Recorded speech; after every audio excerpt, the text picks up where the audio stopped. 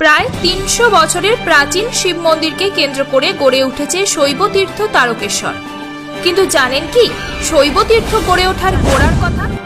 শৈবতীর্থ তারকেশ্বরে শ্রাবণী মেলা ও চৈত্রের গাজন মেলায় সমাগম হয় লক্ষ লক্ষ ভক্তের।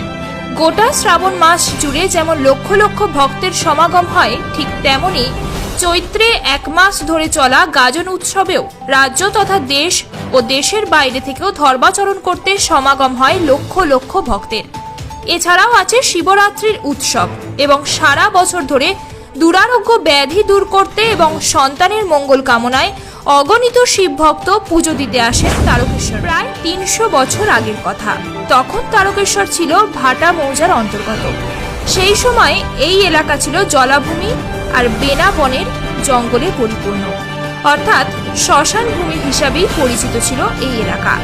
আবার সাধু সন্তদের কুঠিয়া ছিল এই এলাকায় এবং তারা শিবের উপাসনাও করতেন। কথিত আছে অষ্টাদশ শতাব্দীতে বিষ্ণু দাস নামে এক ব্যক্তি সুদূর উত্তরপ্রদেশের অযোধ্যা থেকে তারকেশ্বর আসেন এবং মন্দিরের পার্শ্ববর্তী রামনগর গ্রামে বসবাস শুরু করেন। তার গোশালার গরুরা এই বনভূমিতে চারণ করত। অলৌকিকভাবে তাঁর গোশালার কপিলা নামক একটি গাভীর বাঁট থেকে একটি প্রস্থ শিলার উপরে দুধ বর্ষণ হতে দেখা যায়। এই অলৌকিক দৃশ্য চোখে পড়ে বিষ্ণু দাসের। পরে বিষ্ণু দাস ও তার ভাই ভারামল্ল স্বপ্নাদেশ পান মহাদেবের মন্দির নির্মাণে। স্বপ্নাদেশ পেয়ে বাবা মহাদেবের মন্দির নির্মাণ করেন বিষ্ণু দাস ও তার ভাই ভারামল্ল। সেই সময় সুদূর গঙ্গোত্রী থেকে গঙ্গাতট পরিক্রমাকারী আচার্য শঙ্কর সৃষ্ট সাধুরাও আসেন এই দেবভূমিতে উপাসনা করতে।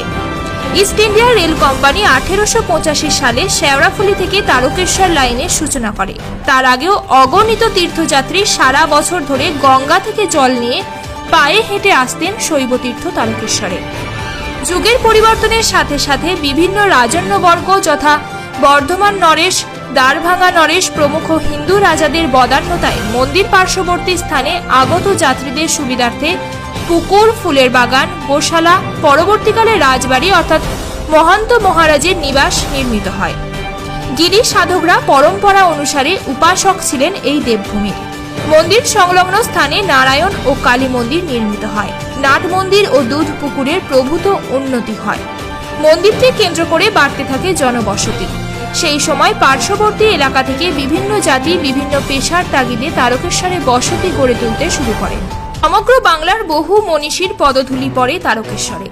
শোনা যায় মা শারদা দেবী একাধিকবার তারকেশ্বর মন্দিরে এসেছিলেন ব্রত পালন করতে। ইতিহাস থেকে জানা যায় দেশবন্ধু চিত্তরঞ্জন দাস নেতাজি সুভাষচন্দ্র বসু তারকেশ্বরে এসে আন্দোলন করে দিয়েছেন।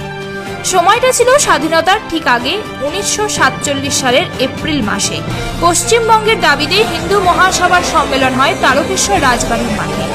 পৌরোহিত্য করেছিলেন শ্যামাপ্রসাদ মুখোপাধ্যায়।